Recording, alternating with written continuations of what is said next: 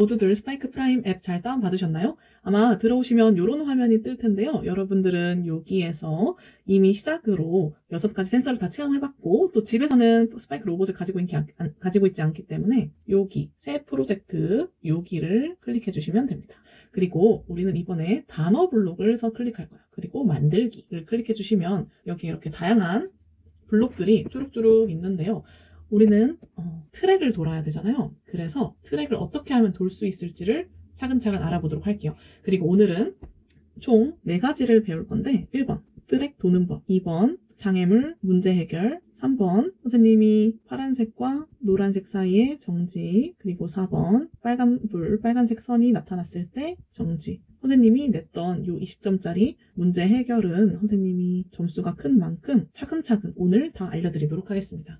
그리고 트랙도 사실은 우리가 기본적으로 주행하는 게 10점이고 또 사실상 수송도 여러분들이 잘 피겨를 태울 거기 때문에 수송도 10점이니까 이 트랙을 도는 것만으로도 20점이 되겠지요. 그래서 오늘은 이 4가지에 대해서 배워보도록 하겠습니다. 자, 일단 선생님이 이 프로그램이 시작될 때 블록이 기본적으로 있는데요.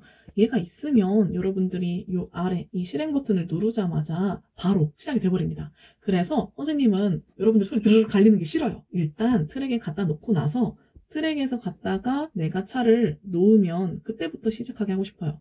그래서 여기 스파이크 프라임에 이렇게 버튼이 있는데 오른쪽 버튼, 왼쪽 버튼이 있고 가운데 버튼이 있는데요. 선생님은 이 오른쪽 버튼을 눌렀을 때 여러분들 갖고 와서 이 오른쪽 버튼을 눌렀을 때 실행하게 하고 싶습니다. 그래서 그거에 관한 블록을 한번 해볼게요. 자, 얘를 갖다 버리고 왼쪽으로 드래그하면 버릴 수 있어요. 여기 이벤트를 클릭해서 왼쪽 버튼이 누름일 때를 갖고 오면 얘를 클릭해서 오른쪽으로 바꿀 수 있습니다. 그래서 선생님은 오른쪽 버튼이 누름일 때 한번 진행해 보도록 할게요. 그리고 동작 모터는 기본적으로 동작에 가셔서 이렇게 동작 모터를 AB로 정하기를 갖고 온 다음에 선생님은 보통 모터를 CD에다 꽂아요. 여러분들이 앞으로 꽂을 곳에다가 설정을 해두시면 되는데 일단 기본적으로 CD로 해놓고 알려드릴게요. 먼저 선택한 C가 왼쪽 바퀴, 나중에 선택한 D가 오른쪽 바퀴가 됩니다. 그리고요, 동작 속도는 선생님이 기본적으로 디폴트 값 30으로 설정해 줄게요. 자, 그리고 우리는 지금부터 트랙을 주행하는 것, 그리고 초음파를 어떻게 하면 장애물을 피할 수 있을지 알아볼 텐데요. 여러분들은 트랙을 돌아야 하고 그 트랙에는 검은색 배경에 흰색 선이 그려져 있었죠. 요거에 관한 설명을 지금부터 드리도록 하겠습니다. 그러면 선생님이 트랙 사진을 갖다 놓고 설명드릴게요. 자, 여기 트랙을 보면요. 이렇게 검정색 트랙이 쭉 이렇게 있고 우리는 가운데 흰색을 기준으로 해서 따라가야 돼요. 그래서 선생님이 여기 이 부분을 확대했다고 치고 아래에서 보여드리도록 하겠습니다. 자, 저 위에 부분을 확대했다고 치면요.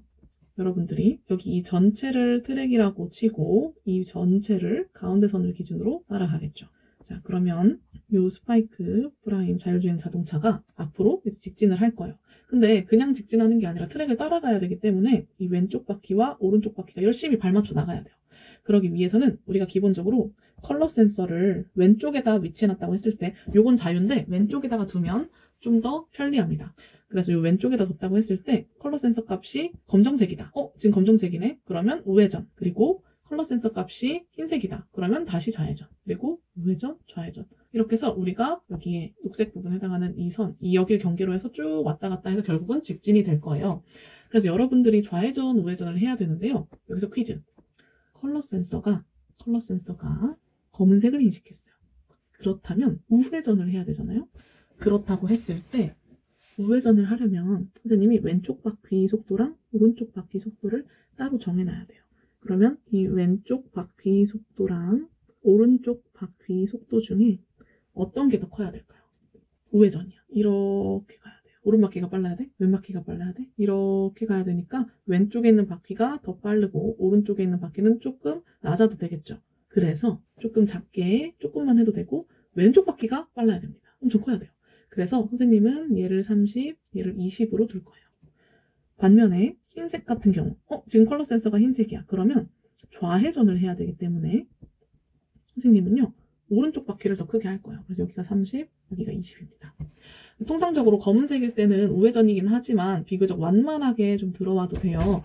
그래서 우리가 우회전할 때는 이렇게 하고 좌회전할 때는 숫자를 좀 더 격차를 크게 둘 거예요. 그래서 얘는 여기가 좀 40 요 정도로 두셔도 괜찮겠습니다. 그런데 이렇게 색깔 센서를 쓰는 방법이 하나가 있고요. 두 번째, 색깔로 판단하는 게 아니라 반사광, 즉 빛이 반사한 정도를 가지고도 할 수 있어요. 우리 컬러 센서 보면은 컬러 센서가 이렇게 있고 안에 렌즈 있고 여기에서 이렇게 빛이 났었죠. 컬러 센서 빛이 났어요. 그래서 그 빛을 쏘아서 돌아오는 값을 가지고 우리가 여기가 지금 여기에 있구나 혹은 여기에 있구나를 알 수가 있어요.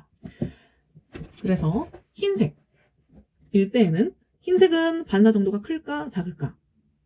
크지. 그래서 선생님 재보니까 얘는 값이 한 97 정도 됐었고 검정색은 반사광 정도가 굉장히 작았어요. 한 7 정도였어요. 그래서 요 중간 값이 우리는 필요한데 97과 7의 중간 값 평균을 내봅시다. 자, 이렇게 해서 나누기 2를 하면 얼마일까요? 맞추는 사람 천재. 혹시나 헷갈릴 친구들을 위해서 선생님 중간 과정을 해줄게요. 얘는 97 더하기 7은 104잖아요. 그러면 2분의 104는 52 정도 되겠죠. 그래서 우리가 이 중간값을 52로 설정해놓고 이 52보다 크면 흰색, 52보다 작으면 검은색으로 인식해서 여기 52보다 작네? 그러면 우회전. 여기 52보다 크네? 그럼 좌회전. 52보다 크네? 아니지, 검은색이니까 작네? 우회전, 좌회전, 우회전, 좌회전. 이런 식으로 갈 예정입니다. 자, 그래서 이 반사광을 활용해서 하는 코딩을 오늘 한번 해볼 건데요. 다시 스파이크 프라임 앱으로 돌아가 봅시다. 자, 여기에서요, 여러분들이 이제 반사광 뭐뭐이라면 아니면으로 흰색과 검은색을 구별할 건데요. 여기 제어 블럭에서 만약 뭐뭐이라면 아니면을 갖고 올게요. 그리고 이 센서에서 여기 위에서 하나, 둘, 셋, 넷, 여기가 지금 컬러 센서 영역인데 여기에서 A 반사가 50보다 작다면을 갖고 올게요. 그리고 우리는 50보다 큰 경우, 보다 크다 이걸로 바꿔주시고요. 요거로 클릭해서 아까 반사광 중간값이 몇이었죠? 52였죠. 그래서 52보다 크다. 자, 그럼 여기서 퀴즈. 52보다 커. 그럼 얘는 흰색이에요? 검은색이에요?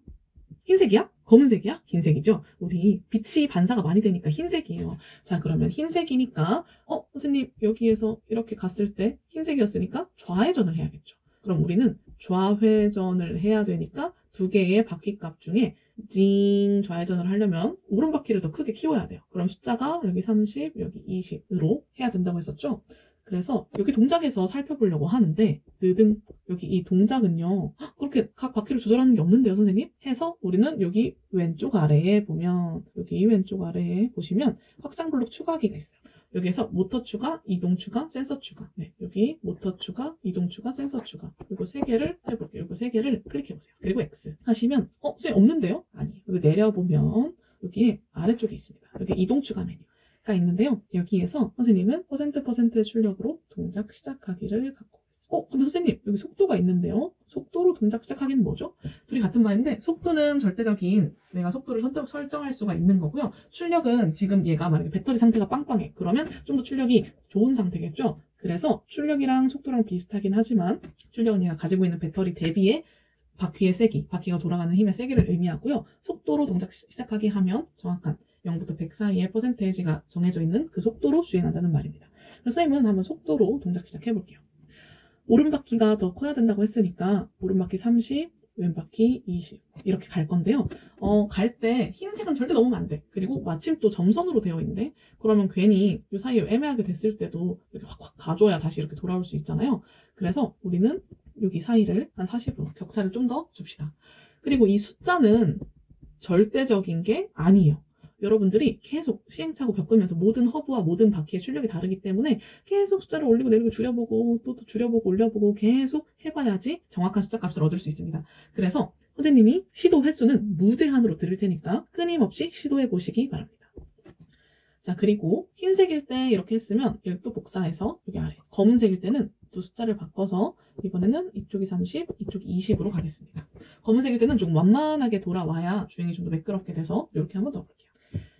여기까지 해서 여기 아래에 만약에 실행 버튼을 누른다면 여러분들은 지금 연결이 안 되어 있기 때문에 이게 실행이 되지가 않을 거예요. 하지만 나중에 학교에 와서 실행해 보시면 징 하고 얘가 움직이질 않을 거예요. 왜 그럴까? 바로 만약 이 구문을 딱 한 번만 시행하도록 우리가 코드를 짰기 때문이에요. 그래서 우리는 얘를 무한 반복하기에다가 넣으셔야 됩니다. 그래서 여기에 제어 탭에 가셔서요. 무한 반복하기를 여기 갖다 껴놓을게요. 그러면 얘가 계속 반사율을 체크하기 때문에 계속 주행할 수가 있어요. 자, 그렇다면 여기까지가 검은색, 흰색을 따라서 트랙 주행하는 것이었고요. 다음 장애물이 있을 때는 어떻게 멈출지를 같이 한번 알아봅시다.